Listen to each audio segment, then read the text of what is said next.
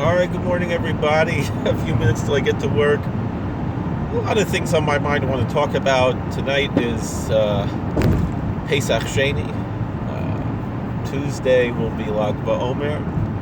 I'd like to make some live videos on those days. I'm not sure what we're going to do. Probably tonight, try to do something. No promises. I'm not really sure. On Lag BaOmer, I might be working late on Tuesday, so I don't know if I'll do Monday night or Tuesday after work to have a little tish for the oilam. And if we can't have anything, we'll do what we'll do. If I have to be traveling, if I have to be on the road or something, we'll see what's going on there. In any event, just a few things I wanted to talk about. Today is the second day of Bahab. It's the Thursday of Bahab. I found it very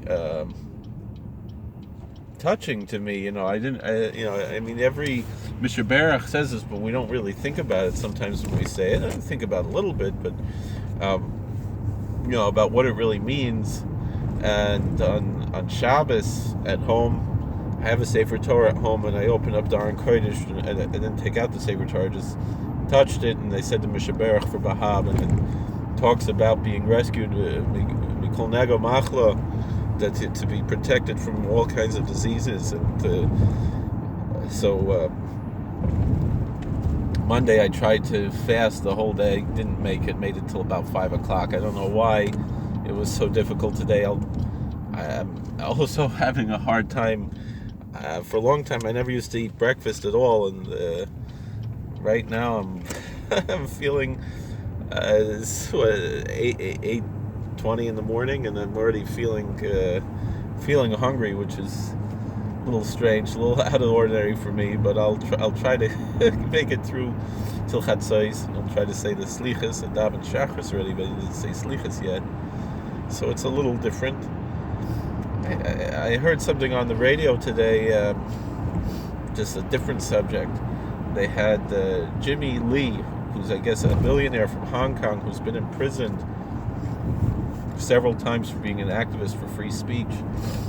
And the fascinating thing that he said, which is 100% true, but we never think about it. The left always paints imperialism and colonialism as a major negative force in the world. It's just a bad thing, colonialism, in the eyes of the left. And to me, I kind of saw it more or less as not a positive or a negative, just something neutral, something that was, something just is. But then listening to Mr. Lee today, it was fascinating because he mentioned that the freedoms, whatever freedoms that they enjoy in Hong Kong, is specifically because of their colonialist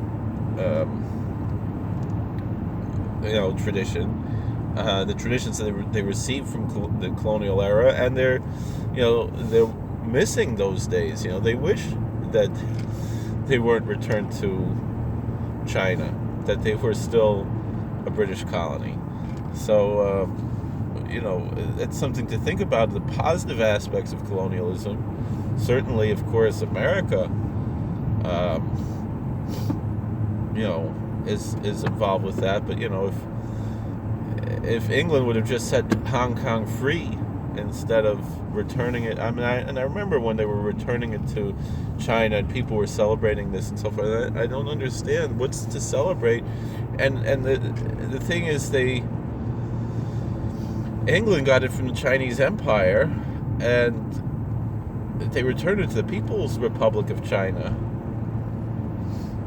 How would they get to choose to give it to the communist regime instead of giving it to? This was already 20 years ago, but instead, why didn't they? Can you imagine? They could have claimed it was just equal to give it to Taiwan. I don't know if anybody discussed that at the time, but now we see, how bad it is right now and how people are being persecuted there. How valuable it would have been. I wanted to talk also. This week's parsha mentions Sfiras Omer. We're in the middle of Sfiras Omer. Today's 28 days, which are 4 weeks of the Omer. Hayom Shmoyne Vesrim Yom Shemar Bo Shavuos Lomer Rachman Yachzalanu Vedis Beis Hamikdash Sela. This whole idea of counting all day, which I mentioned before, the Rebbe Mendele from Rimonov Zchus Yigaleinu taught that's what means Shevesh Bosses Tamimais. That there should be 7 perfect weeks. That the perfection of the weeks, the completeness of the weeks, includes counting really all day long, not just counting once right after Maariv, but to continue counting over and over again the same day all day. That you shouldn't lose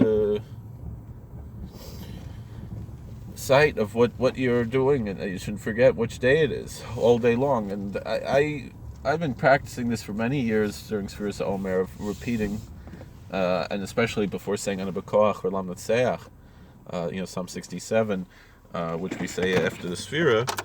But the fascinating thing to me is that I find it to be a very grounding experience. And when I think back, when Sfira is over and then you say Ana B'Koach, Lam Natseach, I miss the Sfira. So it's a very grounding experience spiritually, meditatively, and it's worthwhile to focus on. Well, God bless. Please like, share, and subscribe, comment. We'll see you all later, and take care.